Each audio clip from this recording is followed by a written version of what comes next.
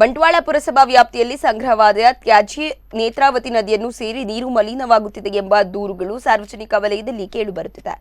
ಪುರಸಭಾ ವಾಹನದ ಮೂಲಕ ಪುರಸಭಾ ವ್ಯಾಪ್ತಿಯಲ್ಲಿ ಸಂಗ್ರಹ ಮಾಡಿದ ತ್ಯಾಜ್ಯಗಳನ್ನು ಬಿಸಿ ರೋಡ್ ಹೊಸ ಸೇತುವೆಯ ಕೆಳಭಾಗದಲ್ಲಿ ಕಂಚಿಕಾರ್ ರಸ್ತೆಯ ನೇತ್ರಾವತಿ ನದಿ ಬದಿಯಲ್ಲಿ ಡಂಪ್ ಮಾಡಲಾಗುತ್ತಿದೆ. ಹಾಗೆ ಡಂಪ್ ಮಾಡಿದ ಕೊಳೆತ ತ್ಯಾಜ್ಯದ ನೀರು ನೇರವಾಗಿ ಸಾವಿರಾರು ಜನ ಕುಡಿಯುವ ನೇತ್ರಾವತಿ ನದಿ ಸೇರುತ್ತಿದೆ. ಜೊತೆಗೆ ಡಂಪ್ ಮಾಡಿದ ಕಸ ವಿಲೇವಾರಿ ಆಗದ ನೇರವಾಗಿ ನೇತ್ರಾವತಿ ನದಿಯನ್ನು ಸೇರುತ್ತಿದೆ ಎಂದು ಬಂಟ್ವಾಳ ಹಾಗೂ ಮಂಗಳೂರು ಜನತೆಯಲ್ಲಿ ಆತಂಕ ಮೂಡಿದೆ.